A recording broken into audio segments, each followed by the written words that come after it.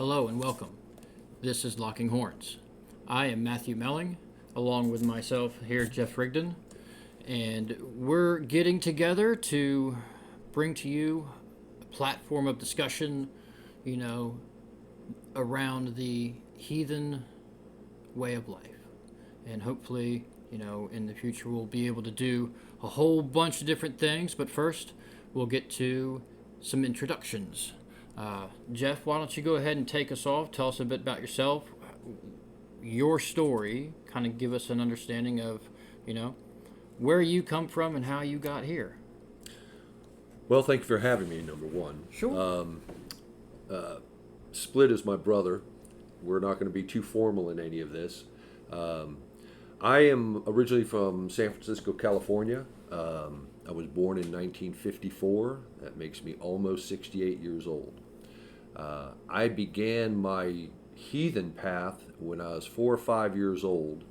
I had a tremendous interest in the history of the Greeks and Romans because of my older brother. But because of my grandmother reading me a story about Thor's journey to Jotunheim, I kind of changed my allegiance from Hercules to Thor. A few years after that, when I was about 8, 9 years old, the Thor comic book first came out. And that opened up many of the stories for me that I had not known of before. Because at the back of those comic books, I had a little segment called Tales of Asgard. Yeah. Actual stories taken from the Eddas. They were in the comics. They were actually in the comics as an addendum to I'm going to have to look at my old Thor comics now. Yeah, it has to be the old ones.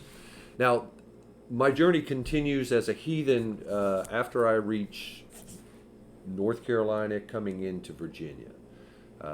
My way of life as a man changed. My requirements of life, all the things that I had done up to that point, things had changed for me. I was very dissatisfied with the spiritual path I was on. And I was seeking that which was different in another. But it took a while to get to that point. Right. And once I got there, the next step for me was to bring other people along with me. And that's really how this began. Right. We have a group named Vikings of the Valley that has been in existence officially since 2005. That is how we came together, because of Vikings of the Valley. And you became a member 2010. 2010. 2010. So, yeah, you're West Coast. I'm East Coast. Yeah. I'm from Delaware. So it's first off, culturally speaking, a big difference from where we come from. Yes. For me, it's forest, fields, and coastal waterways. Same thing for you, I'm sure. Climate different, though. Yeah, very different. In climate, environment, genetics, it all plays a part on who we become and how we get there. For me, California weather, the ocean, close proximity, obviously. Later on in life, after leaving the city, got into surfing. Later than that, got into the cowboy way of life a little bit, riding horses and playing around with animals much larger than I. But ultimately, seeking adventure, going on what we would call today going a Viking. Joining my friends, my comrades, my brothers, going on road trips, seeking trips. adventure in strange lands with strange people, and typically getting into physical altercations with other people who didn't like us coming into their territory. So in many ways, I lived a kind of a Viking life. Certainly, we were not shy from confrontation or physical involvement with somebody else. But it was an active life. It was the city life, and then into the small town life, and then into the country life, and then back into the city life. So different. West Coast entirely different than East Coast. So you also grew up a few decades before I did. So little bit. timeline was different. Yeah. The way of the world was different. But East Coast for me was, I was country, so I grew up with livestock in the yard all the time. I grew up going out on the boats with Dad. Grew up building forts in the forest, as a child. Got through high school, was a sports player, kind of one of those guys that just kind of went through life and, did what I could to get by. Got into martial arts, however, after high school. Had a very successful, small martial arts career. Attained a decent rank. Was met a guy and was given the opportunity to come to Virginia and check it out. I have a school down here. Come see what it's like. So I did that, and at the end of that school year, because I was working for a school at the time, the end of that school year, I literally packed my bags into the Jeep, drove to Virginia, and was given a spot to live on top of, in the upstairs of a fitness center, and literally started my life over because I had an opportunity to come down here and follow my martial arts career. Now, that was actually in Salem? So that was in Salem, Virginia? yeah. Yes, which is where we are now. So the Lowe's that's there now, the previous building was where I called home for the first time in Virginia. Now, that's your physical life, your Yeah. spiritual life. Now, you were brought up in a Christian household? I was Christian, I will say, until 18, because that was up until the time I had a say in life or not. It was, we're going to church. We're going to church on Sundays. Okay, all right. So, in my youth, that was the normal. That was how I was brought up. Yes. So, but it wasn't until my teenage years and later on that began to, as I'm sure most do, rebel and said, no, I'm going to figure it out on my own. This doesn't work for me. And what year was that? 2000, 2001. I graduated high school in 2001. There you go. I asked that question because, as you said, I'm a good bit older than most everyone else that's in our association. I am absolutely the grandpa, the elder of all of my brothers and sisters and near daughters and near sons. But my transition, my time, came at that changing point from 1999 to the year 2000. And what we'll find as we go deeper into this introduction to how we became heathen, how we realized we were heathen, how we came to know that we have always been heathen, Right. in the life that we've lived, the way we viewed the world, but we weren't able to identify ourselves because we didn't know it was available to us. Now, I went straight from being brought up as a Catholic, walking away when I was 12 because I knew the history of the Catholic Church, and actually just having that compulsion, that imposition of a culture, a lifestyle that is Catholic. It becomes ingrained within you. Before I could break that, it really took me till that 1999-2000 time period, that significant time period, that I could break free of it completely, to where it no longer had any meaning, any pull, any control Right. over who I was or how Its I thought or grasp saw has the been world. negated. It's gone. It absolutely gets into you as a brainwashing. Most of the folk that I have met in this journey have had similar stories. We all started out as something because we didn't know what else was available. Right. Now, when I first met you, you did not identify yourself as a heathen. I did not. No. And Explain what you were. I was Wiccan, or I claimed to be Wiccan. And it was a good transition for me, I think, through my martial arts career, and I think through meeting people, being immersed with the things that people are doing. Wicca was available to me literally fresh out of high school. I had just started a martial arts career, which I didn't know that I was going to be doing it for 15 years. But I had developed or started to develop a spiritual side of myself, a self-made spiritual side of myself through the martial arts that connected very well with some of the aspects that was surrounded with Wicca, truth, honor, respect. But you were already attached to the land.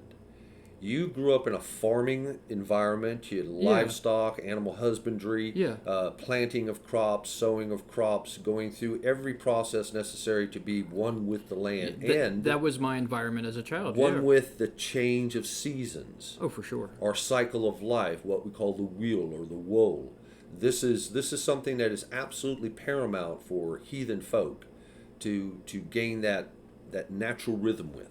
You already had that. And then it led to another understanding of the spiritual side being Wiccan. And then from there, what was next? I don't know specifically as of when my transition to heathenry happened, whether it was before meeting you or actually after meeting you. But I met you, and you said, "Hey, I do a class." I said, "Okay, I'll come check it out." And then there was, kind of like being immersed in the bonfires that we had with Zed at that time.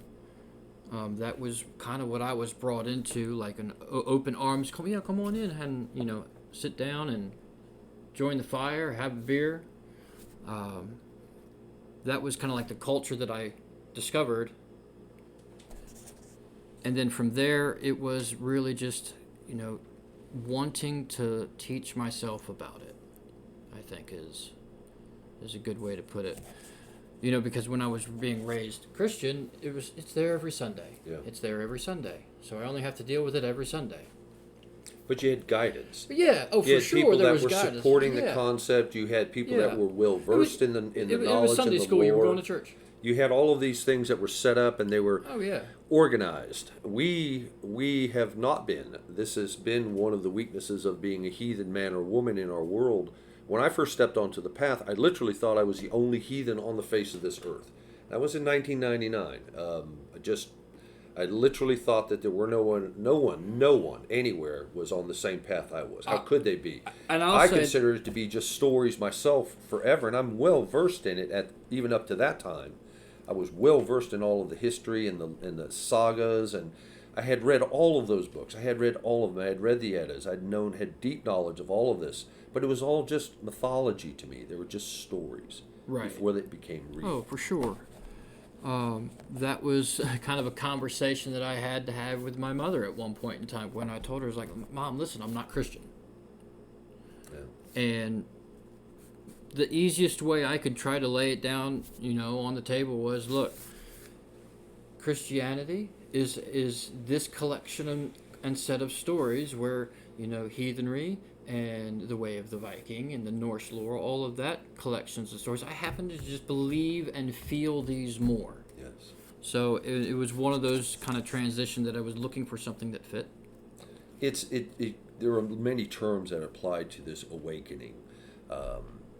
It sings to us. It resonates within us. It hits a vibration that matches up with our vibration in the world.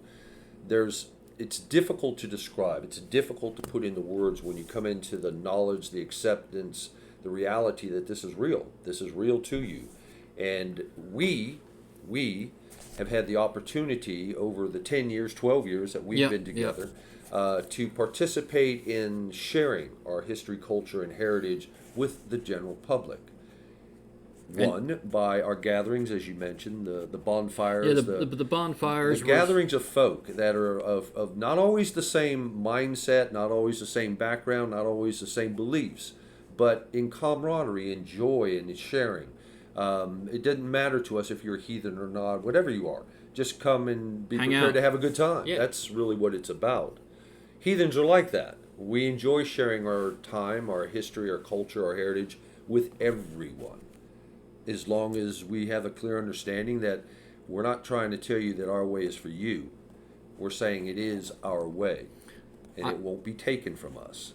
I'll say that I could almost guarantee that I probably would not have become heathen or identified as heathen or even decided to get on that path had it not been for the chance encounter at some auto parts store where I met you. Yeah. For that door to be open for me, and I think the same thing could be said for the Wiccan portion of my life. A door was open for me. I walked through. I kind of immersed myself in it, and I think that's kind of what I've done mostly for the course of my life. But for the past 12 years, I have been on the heathen path. I have no doubt of that. And it has been a consistent path of self-discovery, figuring yourself out and identifying with a way of life that existed, pre-Christianity. Yes. if you would. So there's a generous amount of history that we're going to be laying out on the table. All of it's stored in Jeff's head. Most likely, I'm going to have to study and look at books and try to figure things out. But he won't have to do that. It's just going to be whatever he says it is.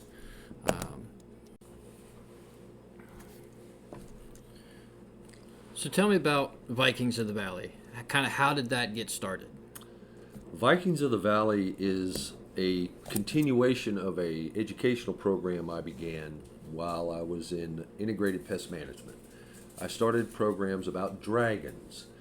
Dragons are beasts that are ingrained in the Viking history, the Scandinavian history, the Germanic history, the Celtic history, and around the world. As an entomologist, a training director, I wanted to bring something in that would be a little more interesting, even though bugs are interesting enough.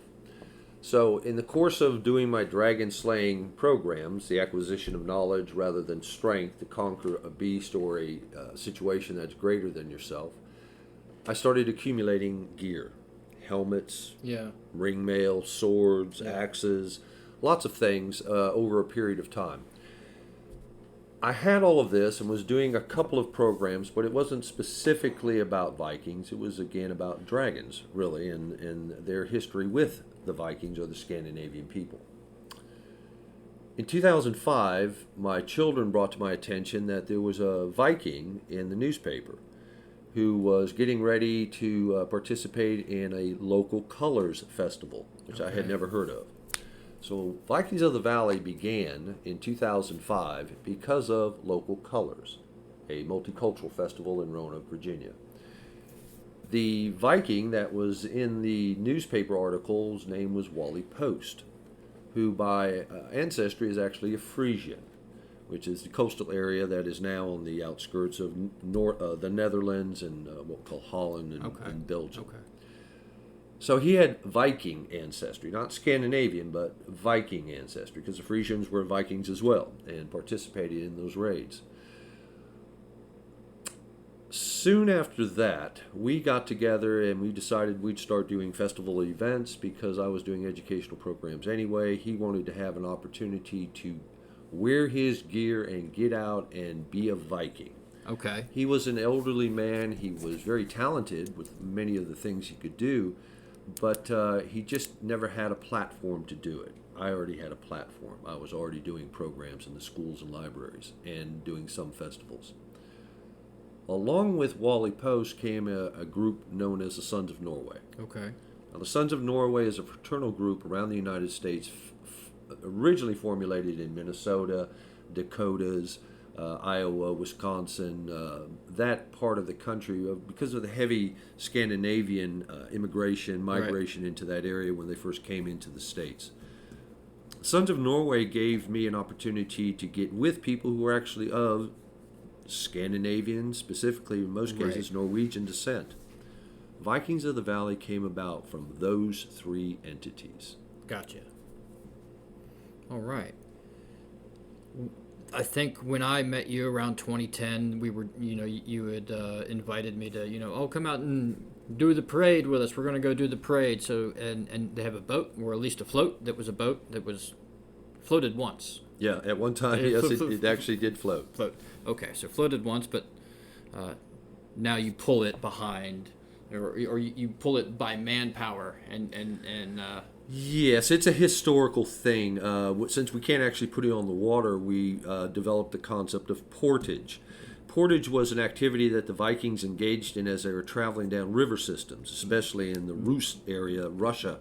pull the boats overland. They had to pull them overland. So what we were doing in all of our parades, we were doing that activity, which is called portage. That's And I think you've actually pulled the boat yourself. I have pulled the boat a couple of times. Yeah. And I've also been the brakeman. It's a rite of passage with us. If you're going to join the crew of Vikings of the Valley, we're going to put you to work. You have to prove your worth. And if it's your first time in the parade, you're working the boat. Yeah. I think I had to wait 3 or 4 years before I didn't have to actually pull the boat anymore. But I digress. Moving on. The drinking horn has always been like just a part of life, like everyday life, in all honesty. And with Vikings of the Valley, I think you put that out there. We're going to discuss, the history of the drinking horn, I think at another date. Yes. But we'll get there, I promise you. Let's continue with this, because Vikings of the Valley, my first crew, we now have, well over 1,000 people on our Facebook page. Typically, when we have a gathering where we're doing a festival or event, we'll have 20 to 50 people, sometimes more, but these are more dedicated people that do this on a pretty routine basis. Some of these festivals and events, it's the only time we see these people. They Right. just come out for that event. Now, that could be the St. Patrick's Parade, where we get to pillage the Irish once or twice a year. It could be the Grandin Holiday Parade. Yeah, At done one that one a time, couple of we times. did the Vinton Dogwood Parade. Yeah. We've done pretty much every festival and event Just that to get out in occurred, front of the public. just to get in front of the public. Yeah. And while we're in front of the public, we drink from horns.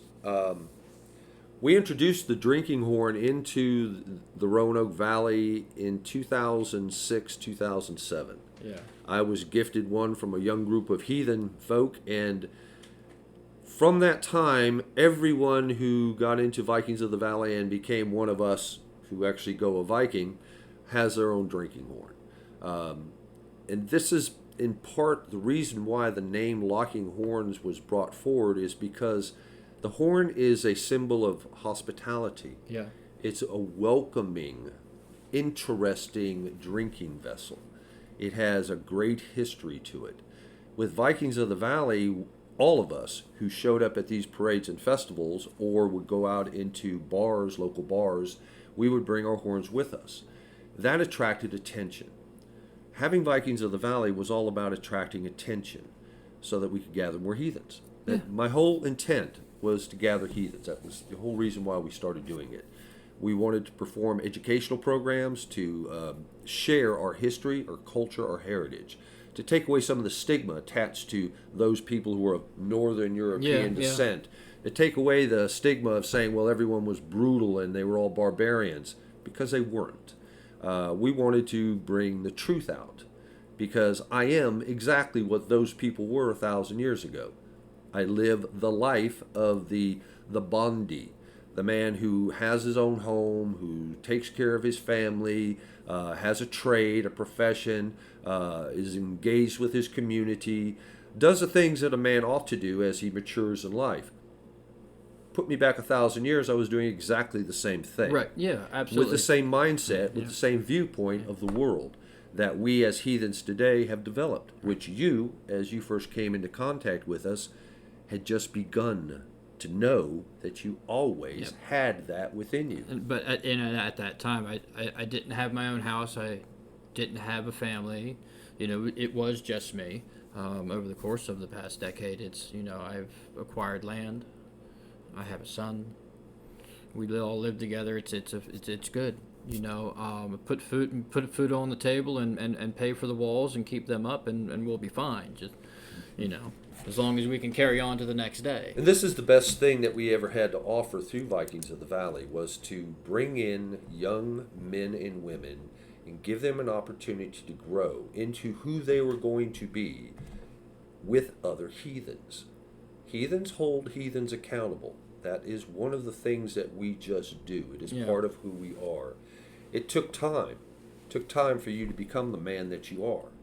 I've got a ways to go yet. I'm sure. Well, yeah, but you're on a good path. You are what we call historically a drengir. A drengir is the one who is a reliable man, an honorable man, a worthy man or woman. Because it certainly is not restricted to the male. Sure. This is also positive Works both ways, attributes and those things that we would like to share with any human being. You have progressed. And it happened because of Vikings of the Valley. Oh. Otherwise, we would have never met. No, for would never sure. have happened. Yeah, this would have This never way. have happened. Would Not never this have way. happened this way. Another way, maybe. Well, our world, we look at the weird, and there's a lot of concepts we'll be bringing forward and explaining to you as we go, but our weird was meant to bring us together. It was meant for that tapestry of life to form between us. Our paths were meant to intermingle. Meant to be. Vikings of the Valley was meant to be. It was meant for me to find that newspaper article. It was meant for me to get involved with local colors, which really was incredible for all of us. And then also to go with the school system, the libraries that got involved with us, the local colleges that we've done programs at and lectures. All of this came to be because of that newspaper article, that organization called Local Colors, and then the Sons of Norway. Right. And when I came around and started my journey, didn't do much. It just you really just tried to, live my normal life. Oh, there's a bonfire tonight. Come on out. Sure, fantastic. Or hey, we're going to be doing this parade over here. Or hey, we're meeting out there. Come hang out. Definitely it was a good time for me to, meet new people and figure out a way for myself. Because of Vikings of the Valley and our relationship, I've been exposed to a humongous network of heathen folk through the Northeast Heathen Community and ECT, which is the East Coast thing. It's something that was done, for like I think 25 years now, up in Pennsylvania. There's a local kindred whom I'm friends with. And involved in some of the things that they do, but the heathen network, the heathen community as a whole is always been open-armed and welcoming, and that's been a beautiful thing as far as something to, as far as a religious following, if you would, a religious path, a way of life. It fits well for me. But the networking of people and being exposed to different perspectives, different viewpoints, different ideologies, all wrapped around, that same belief system of, the Old Norse of lore. And hopefully we'll be able to, break down some things in the future and lay it out on the table and just kind of give you our opinions. And then you can make up your own mind from there. And that's about it for this evening, and hopefully we'll get together again next week and do something from there. And that's the intention. Yeah, for sure. Start with an introduction and then fill in all the blank spaces. So now you have a little idea about who we are, where we come from, kind of how we got here. And I think what we're going to try to do is, since it's locking horns, we'll bring to the table next week, an introduction to, maybe a history of, how long has the drinking horn been around. And hopefully we'll see you there.